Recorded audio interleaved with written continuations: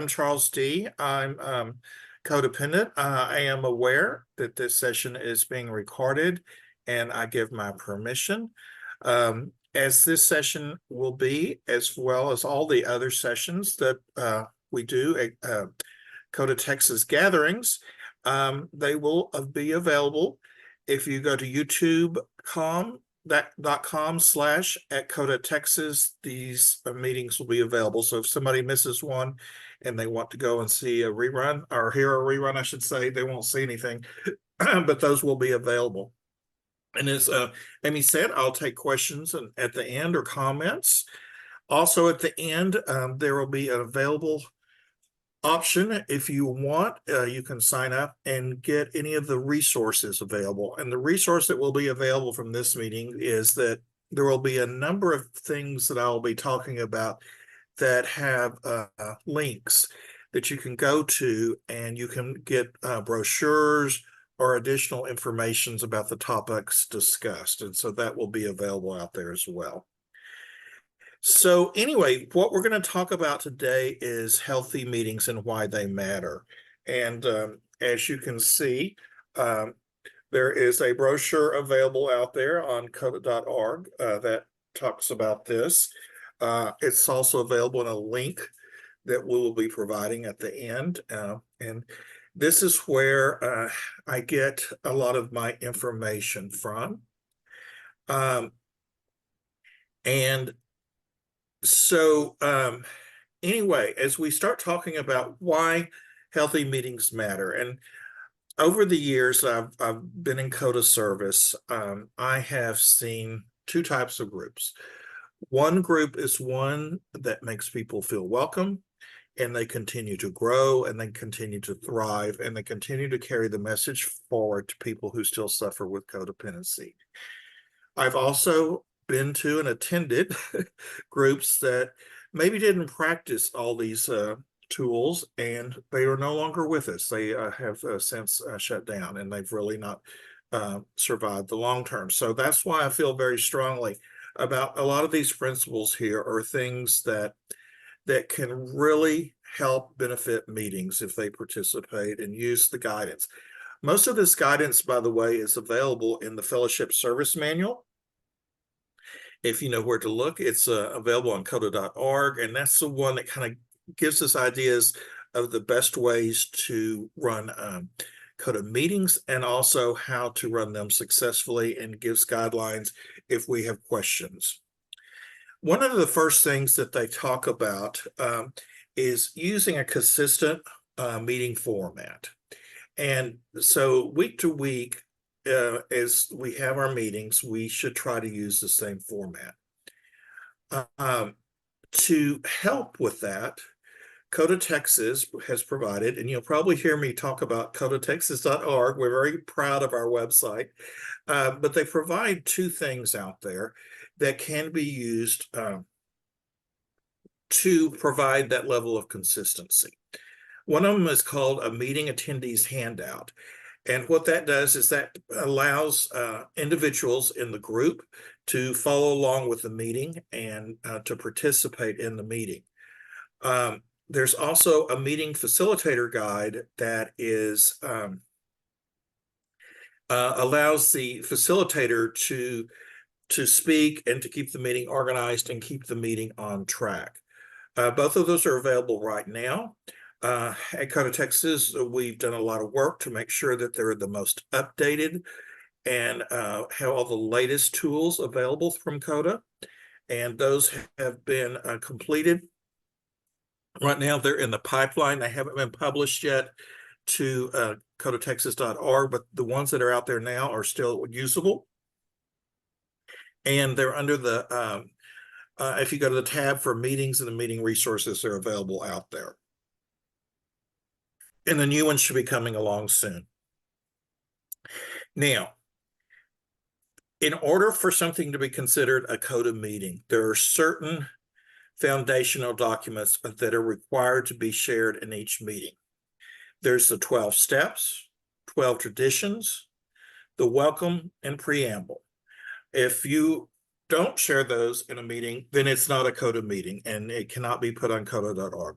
That is a requirement for every meeting.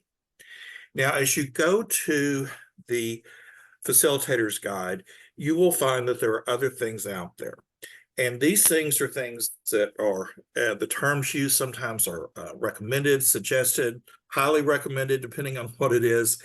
The language is out there based on what CoDA FSM facilitators, the booklet describes. So anyway, each group is autonomous. So there can be some flexibility about these things. And also the facilitator has some authority depending on how many people at the meeting, if they want to eliminate something because the meeting's running too long. There is some flexibility with these other items, but by and large, they are commonly used in most meetings, and they're usually best practices. For instance, one of the things that is so important is to make newcomers feel welcome. I remember my first meeting when I was a newcomer, I was terrified. I don't have panic attacks, but I felt like I was going to have one that night. I mean, I was not in a good place in my life. And that's why I came to a CoDA meeting, because I needed to make some changes in my life.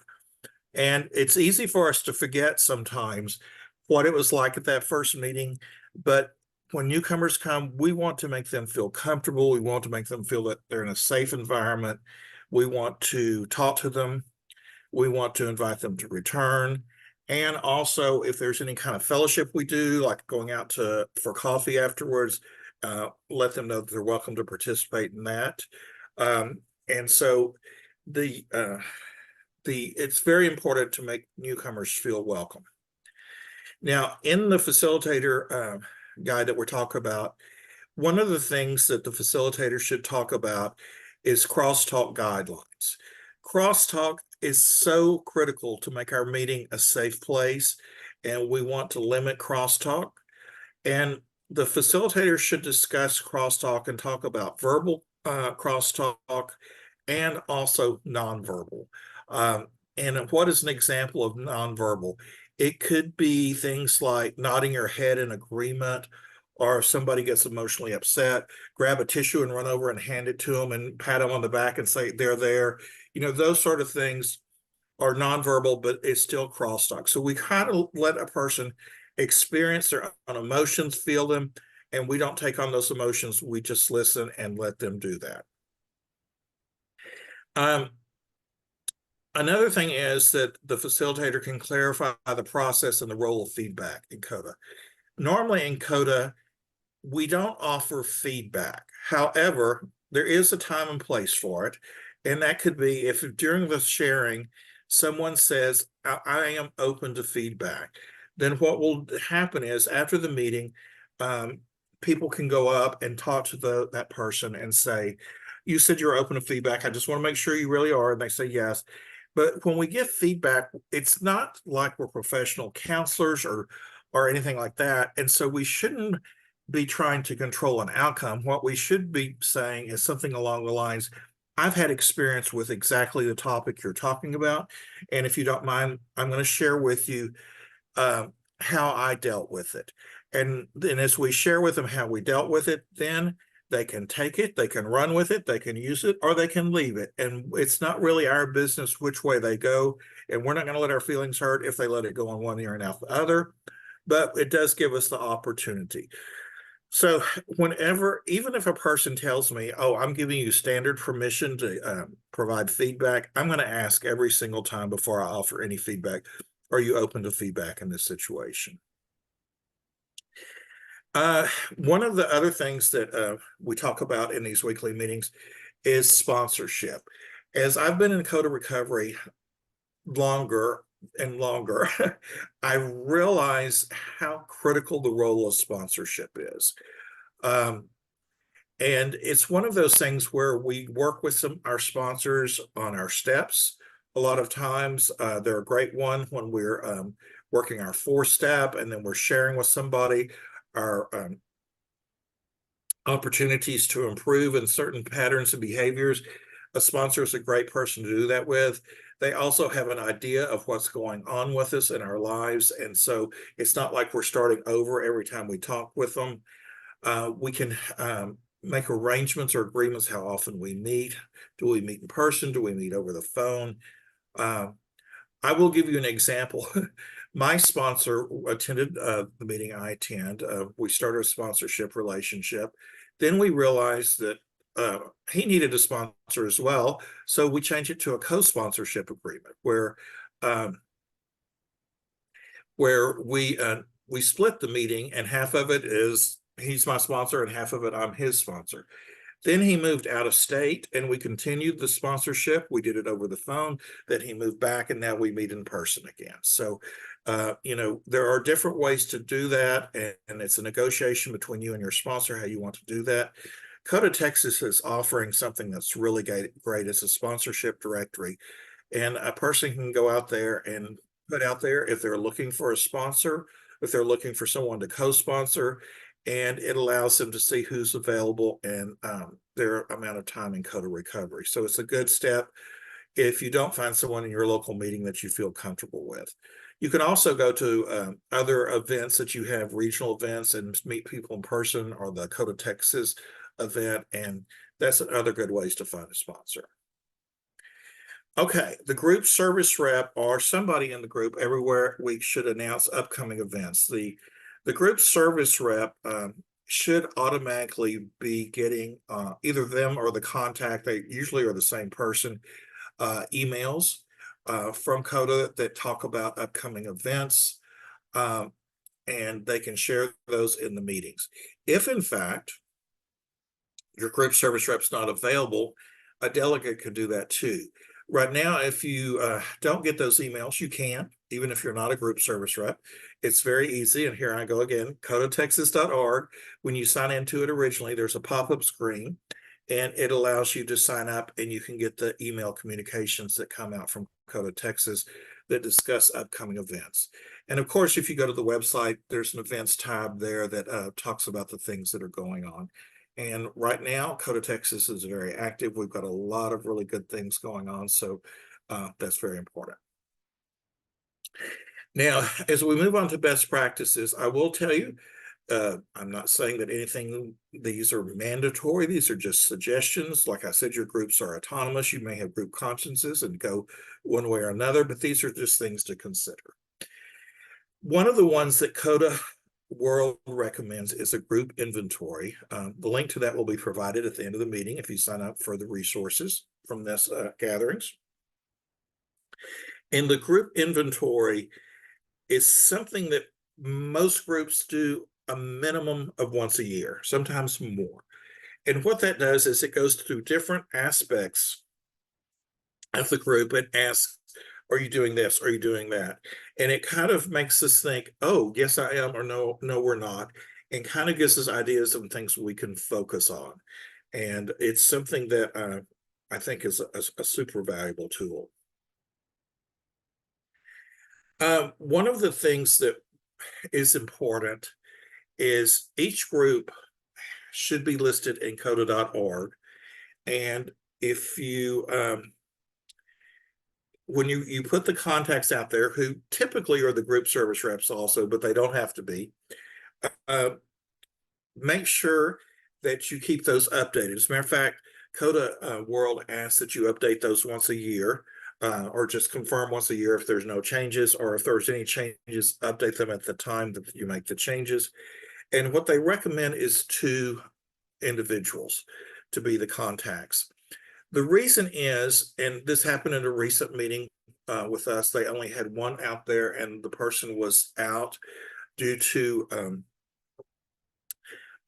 health consequences that made them not available. Therefore, no one was particularly available if someone was reaching out to find out about the group. And sometimes people do want to, before they go to the first meeting, say, what about the group? Can I attend? Is the meeting active? And they may have questions before they come to the first meeting. So CoDA World does suggest strongly that there be 2 contacts out there. Okay, one of the things that's also talked about is select what they call trusted servants as needed and rotate these responsibilities on a regular basis among members. And another link that will be out there is that you will be able to ascertain at the end of this meeting is what it means to be a trusted servant in the meeting level. For instance, we've talked about group service reps. One of their primary roles is to make sure that communications that come from CoDA Texas or other CoDA organizations are shared in meetings. And there are other roles too. For instance, one of the roles is the treasurer, the one that keeps the seventh tradition donations and helps dissipate those when they need to go to pay rent or to order supplies or to give seventh tradition donations to CoDA Texas or CoDA World. And there are other roles out there as well. Sometimes the roles are combined, but it's a good thing to go and look and see what the roles are in the local meetings.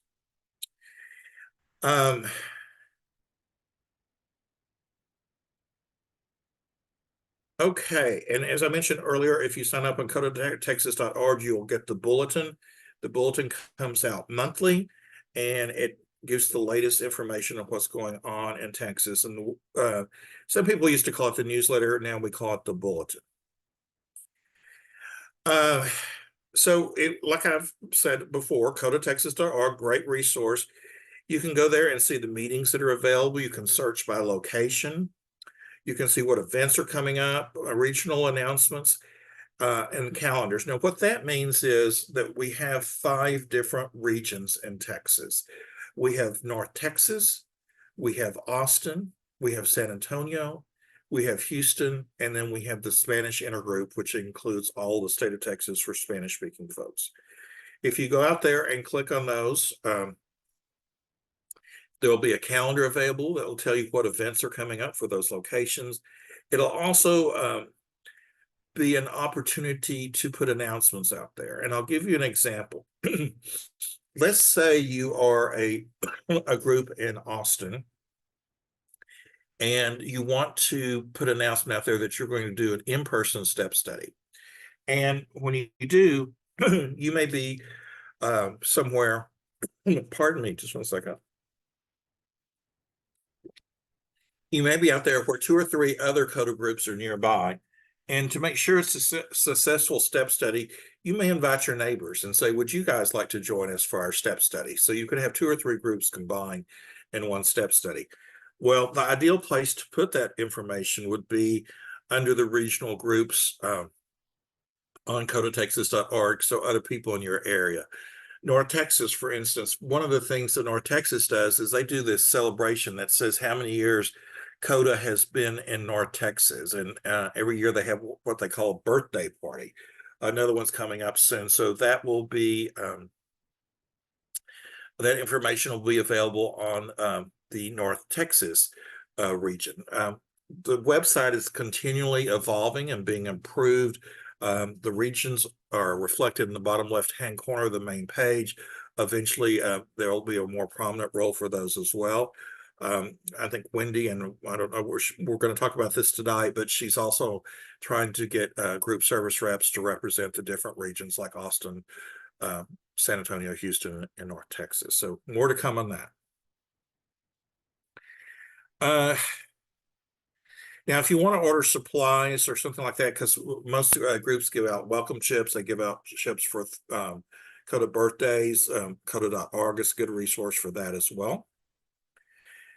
One of the things that most groups do is they maintain a phone list of members that are willing to say, okay, this is my home group. And when they do, they can include their phone numbers, their names, and their CoDA birthday.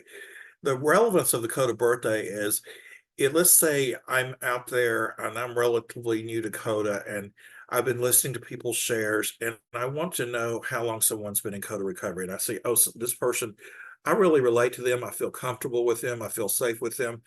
And they've been in CoDA recovery for 3 years.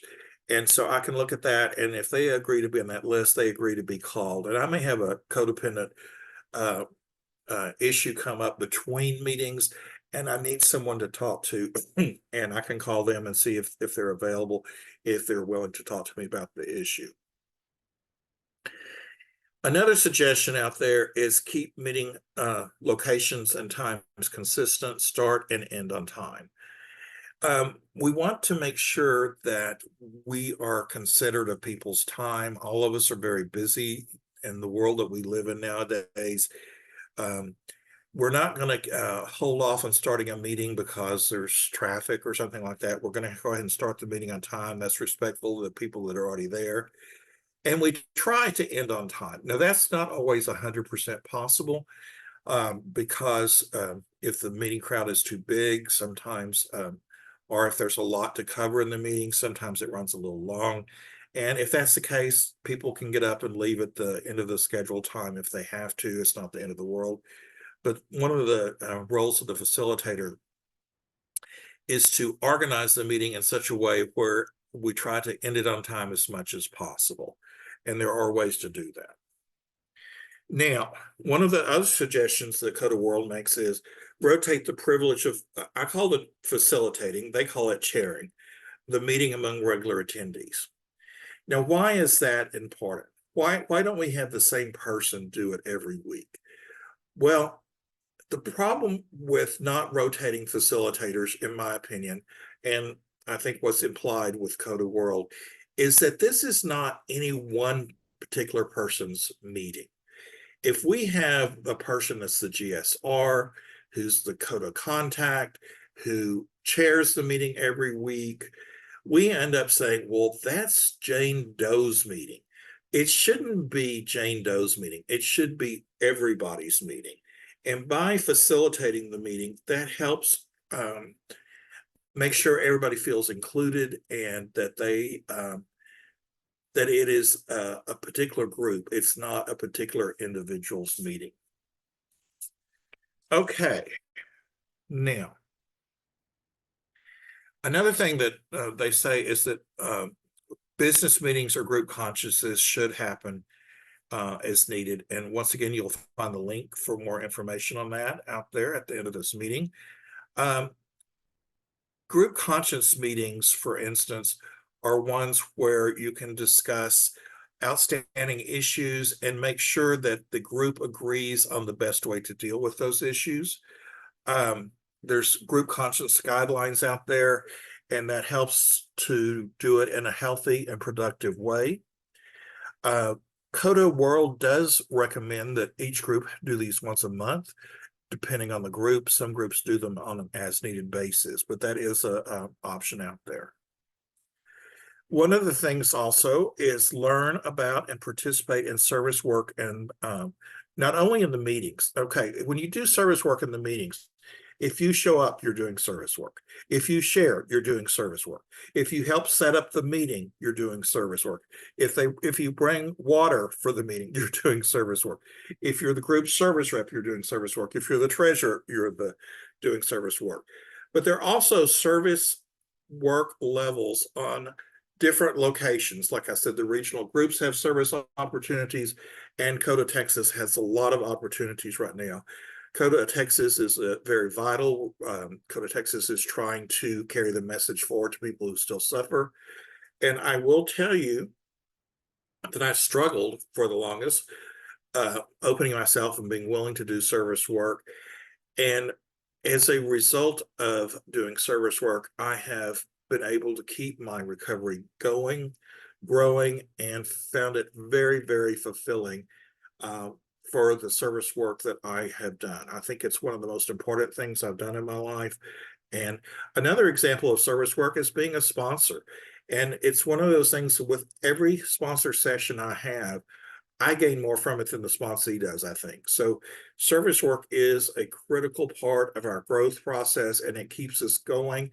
It keeps us realizing where we started from. And so it's something that really can help put us in our own recovery. So it also talks about supporting other CoDA groups. Tonight, this is sponsored by CoDA Texas, and I mentioned the regional groups are out there. There's CoDA World in Texas. I think last year we had a CoDA World meeting in Houston. CoDA Texas has a statewide meeting once a year. There's another one. If you go out there to codetexas.org, well, that will be happening this year.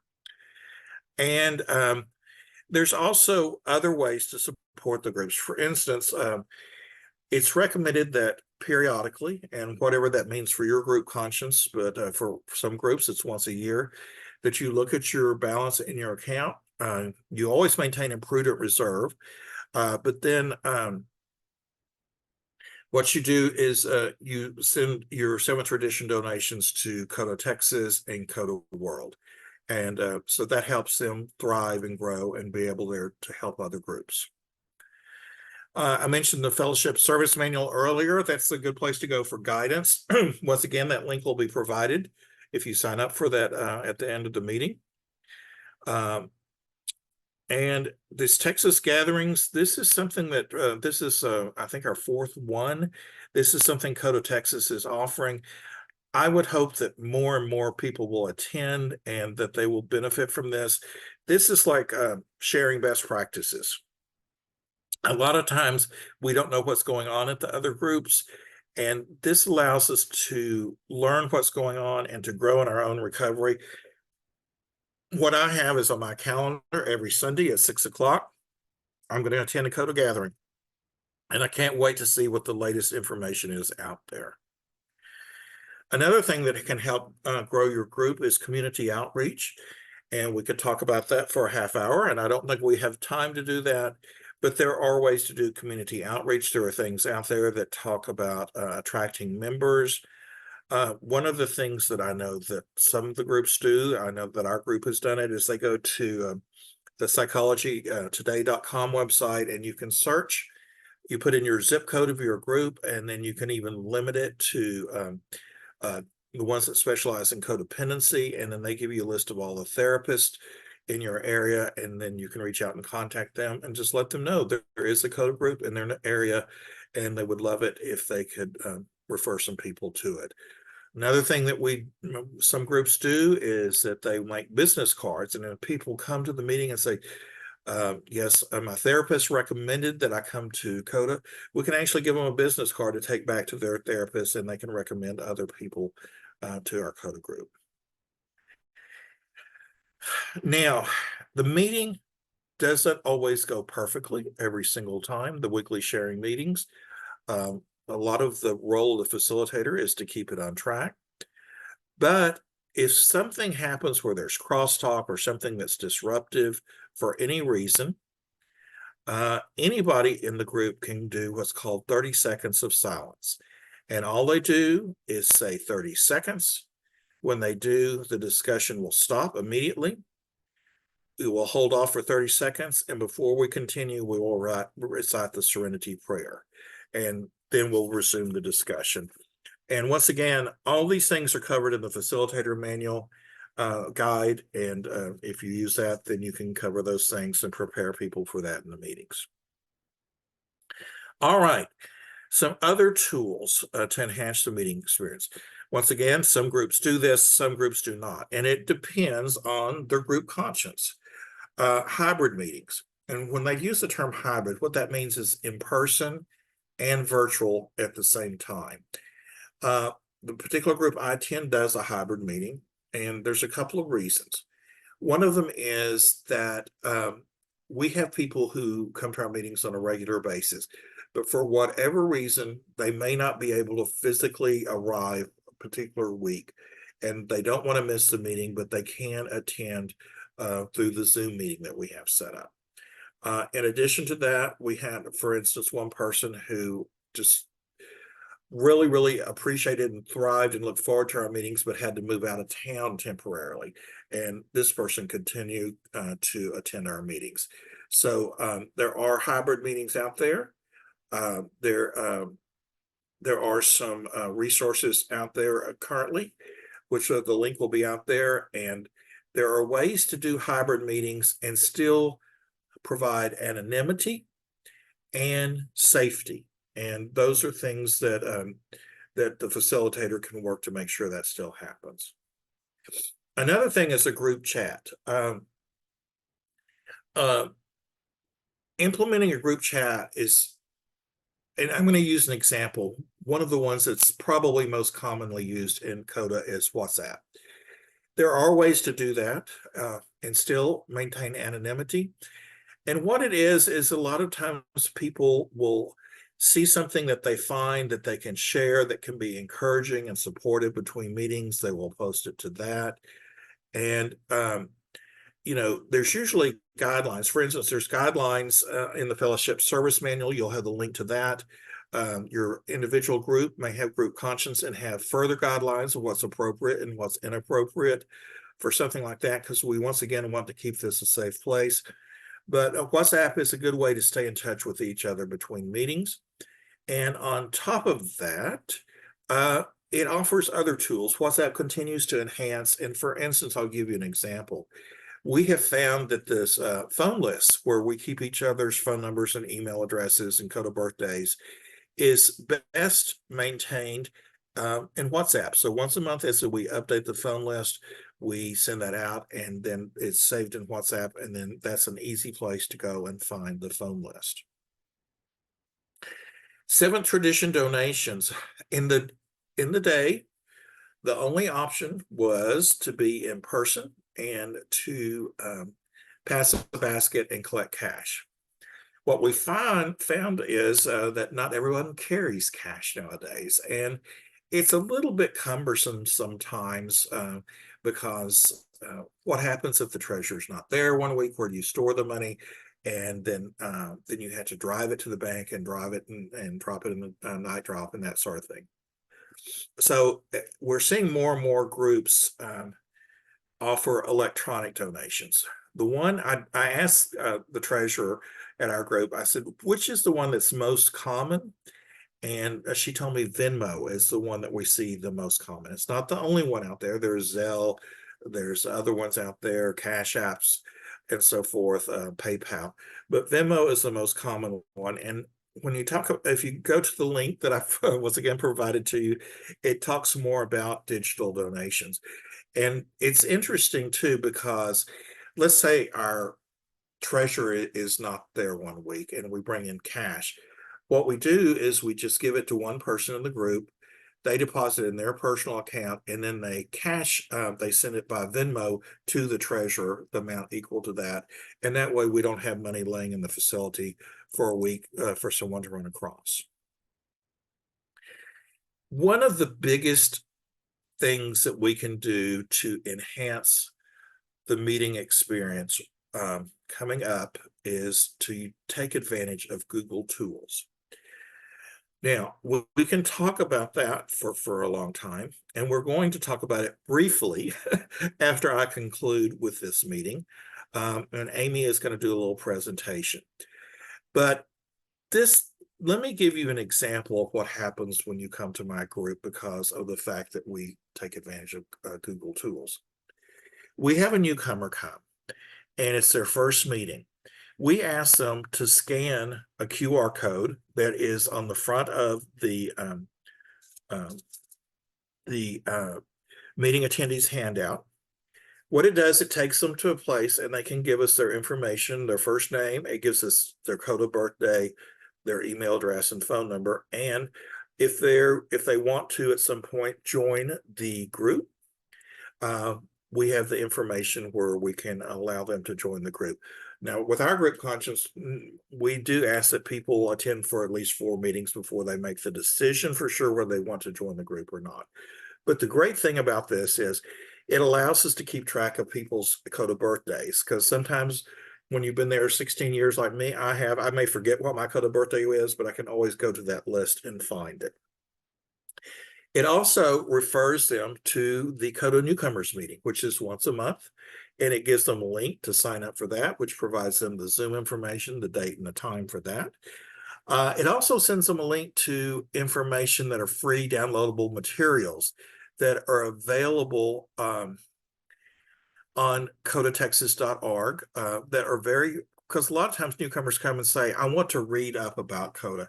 And do I need to order the CoDA Blue Book Day 1? and we say, well, day one, you can just go to our website and here's some things that are very beneficial to help you in your recovery to get started.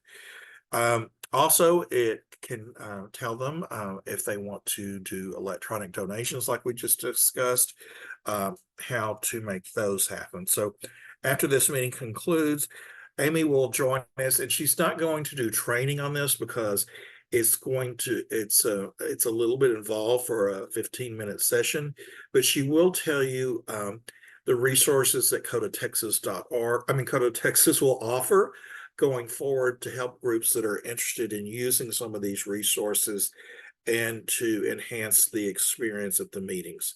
So more to come on that. So anyway, that's the highlights I had for tonight, and I would be very interested in hearing if anybody has any questions or comments